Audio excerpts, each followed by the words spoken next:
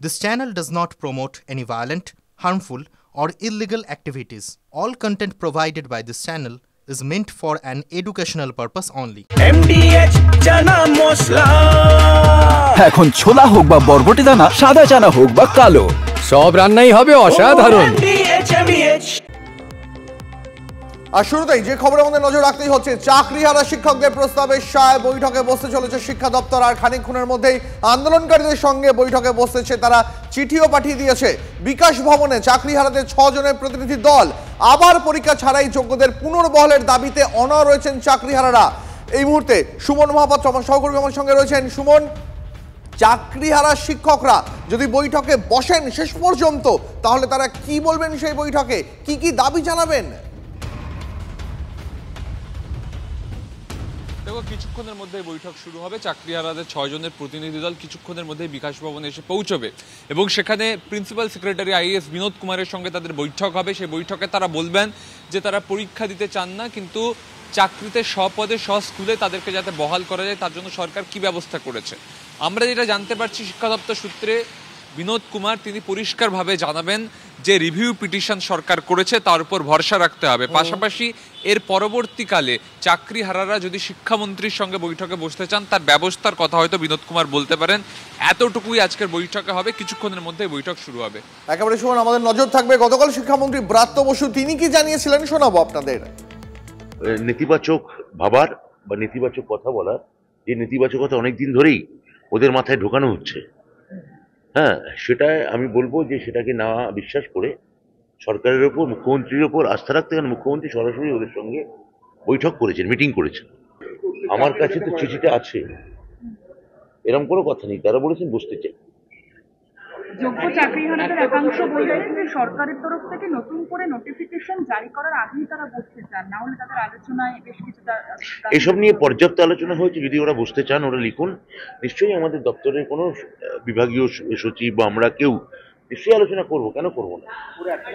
অর্থাৎ গতকাল শিক্ষামন্ত্রী ব্রাত্য বসু তিনি স্পষ্ট করে দিয়েছে যে আলোচনায় বসতে চাইলে বসা হবে এবং যে কারণে আজ দুপুর 1টায় আলোচনায় বসার প্রস্তাব দেওয়া হয়। তবে এই মুহূর্তে যা আপডেট রয়েছে, চাকরিহারাদের 6 সদস্যের একটা প্রতিনিধি দল কিছুক্ষণ আগেই রওনা দিয়েছে। আর কিছুক্ষণের মধ্যেই তারা শিক্ষা দপ্তরে পৌঁছবেন এবং তারপরে হয়তো সম্ভবত বৈঠক শুরু হয়ে যাবে। সেখান থেকে সমস্ত আপডেট আপনাদের সামনে তুলে ধরবো। বিকাশ ভবনে ঢোকার ছবি দেখতে পাচ্ছেন, চাকরিহারাদের 6 সদস্যের প্রতিনিধি দল বিকাশ ভবনে পৌঁছে গিয়েছেন। আর কিছুক্ষণের মধ্যে সেই বৈঠক শুরু হবে। কিন্তু এই বৈঠকে যাওয়ার আগে তারা ঠিক কি আশা প্রকাশ করছেন, কারণ আমরা বারবার শুনেছি তারা মুখ্যমন্ত্রী মমতা বন্দ্যোপাধ্যায়ের সঙ্গে সাক্ষাৎ চাইছেন এবং তারা চাইছেন যে তাদের চাকরি ফিরিয়ে দেওয়ার জন্য যদি সত্যি কোনো রকম পথ থাকে সেই পথ অবলম্বন করুন রাজ্য সরকার এবং রাজ্যের শিক্ষা দপ্তর। তবে তারা কি আশা প্রকাশ করছেন আজকের এই বৈঠক থেকে, কি চাইছেন জানাবেন আমার সহকর্মী সোমা আমার সঙ্গে রয়েছেন।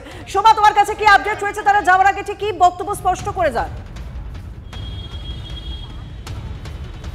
দেখো, এই মুহূর্তে চাকরিহারা যারা যোগ্য শিক্ষক শিক্ষিকা রয়েছেন তাদের তরফ থেকে 6 জনের একটি প্রতিনিধি দল তারা এই মুহূর্তে বিকাশ ভবনে গিয়েছে এবং সেখানে শিক্ষা দপ্তরের সচিবের সাথে কথা বলবেন।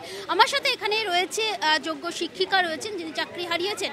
আজকে আপনাদের সাথে আলোচনা রয়েছে, আপনারা এই আলোচনায় মূলত কি কি দাবি করবেন, কি কি বিষয় নিয়ে আলোচনা হবে? দেখুন, আমাদের প্রধান যে দাবি সেটা হলো আমরা পুনরায় যোগ্যতা প্রমাণের পরীক্ষায় বসবো না। এটাই আমাদের পুনরায় যোগ্যতা প্রমাণ করার জন্য কোনো রকম পরীক্ষা নেওয়া যাবে না। যদি নোটিফিকেশান বেরোয়ও সেই নোটিফিকেশানের দায় আমাদের নয়, আমরা কিছুতেই পরীক্ষায় বসবো না। এটাই আমাদের প্রধান দাবি।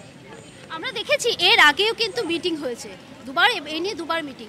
আপনারা কি মনে করছেন যে আপনাদের চাকরিতে ফেরাবার যে যোগ্য ব্যবস্থা সেটা করতে পারবে রাজ্য সরকার? আমার মনে হয় অবশ্যই রাজ্য সরকারের হাতে সেই ক্ষমতা আছে, আমাদের মাননীয় মুখ্যমন্ত্রীর হাতে সেই ক্ষমতা আছে। ওনাদের যদি সদিচ্ছা থাকে অবশ্যই ওনারা যোগ্য শিক্ষক শিক্ষিকা এবং শিক্ষাকর্মীদের স্ববেতনে স্বপদে এবং নিজ নিজ বিদ্যালয়ে ফেরত পাঠাতে পারবেন।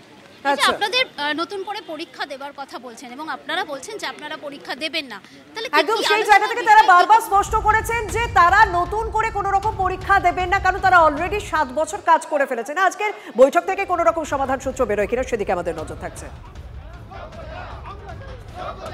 আমরা দেখালাম সেই সময়কার ছবি, দেখাচ্ছি বিকাশ ভবনে পৌঁছে গিয়েছেন চাকরিহারাদের 6 সদস্যের প্রতিনিধি দল। আর কিছুক্ষণের মধ্যেই সেই বৈঠক রয়েছে এবং সেই বৈঠক থেকে কোন সমাধান সূত্র বেরোয় সেদিকেই আমাদের নজর থাকছে। তবে চাকরিহারাদের একটা বক্তব্য স্পষ্ট যে তারা নতুন করে পরীক্ষা দেবেন না এবং তারা 7 বছর ইতিমধ্যেই কাজ করে ফেলেছে, তাদের চাকরি ফেরানোর জন্য যদি কোনো রকম পথ থাকে সেই পথ অবলম্বন করুন রাজ্য সরকার বা শিক্ষা দপ্তর। আমার সঙ্গে রয়েছেন ফোনে আইনজীবী বিকাশ রঞ্জন ভট্টাচার্য। বিকাশবাবু, আপনার কাছে জানতে চাইবো যে বারবার এই বৈঠক তো হচ্ছে, কিন্তু আদেও কি এই মানুষগুলো চাকরিহারা শিক্ষকদের চাকরি ফেরানোর কোনো পথ সত্যিই রয়েছে রাজ্য সরকার বা শিক্ষা দপ্তরের কাছে বা এসএসসির কাছে?